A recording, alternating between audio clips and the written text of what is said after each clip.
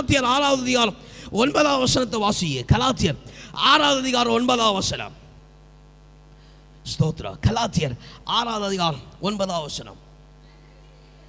நன்மை செய்கிறவர்கள் சோர்ந்து போகாத,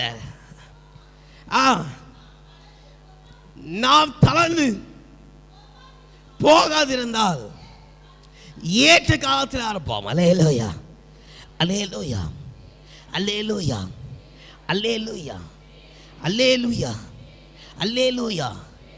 இன்னும் கலக்கம் வருதா? கேள் ஆண்டவர்கிட்ட, இந்த 2 நாளைக்குள்ள கேள் ஆண்டவர் இன்னும் கலக்கத்தை தாங்க. அல்லேலூயா, பிரச்சனை இல்லை. அல்லேலூயா, நீ கம்பீரமா இருக்க போகிற. அல்லேலூயா, எதெல்லாம் கலக்கமா நீ விதைக்கிறாயோ அதை கம்பீரமா மகிழ்ச்சியா இருக்க போகிற. அல்லேலூயா, அல்லேலூயா.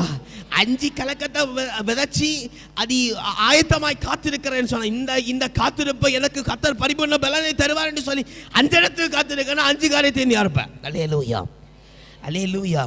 10 சங்கடமான காரியத்தை நீ விதைக்கிறானா 10 காரியத்தை நீ இருப்ப. அல்லேலூயா, அல்லேலூயா, அல்லேலூயா, அல்லேலூயா, அல்லேலூயா. முதலாவது நீ என்ன செய்? சந்தோஷமாய் இருக்க ஆயத்தமாக. அல்லேலூயா. 2வது நீ அதிகமா விதைக்க ஆயத்தமாக, உன் கஷ்டத்தை விதைக்க ஆயத்தமாக. இன்னைக்கு ஆண்டவர் இன்னும் மாறதாக பிரச்சனை இல்லை. 7 சொன்ன 3 நாளைக்குள்ளே கர்த்தர் யாவற்றையும் மாற்ற போகிறார். அல்லேலூயா, அல்லேலூயா. விசுவாசி நைகப்பா இருக்குல்ல, அதான் சங்கீதத்தில் பாருங்க, அவன் சூழ்நிலையை காத்த சொல்லி தான் இருக்கிறான். அல்லேலூயா, அல்லேலூயா.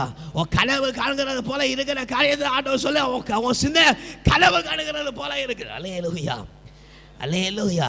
ஒரு நகைப்பு ஆனால் ஒரு மகிழ்ச்சி கர்த்தர் யாவற்றையும் செய்து முடிக்கிறவர். அல்லேலூயா.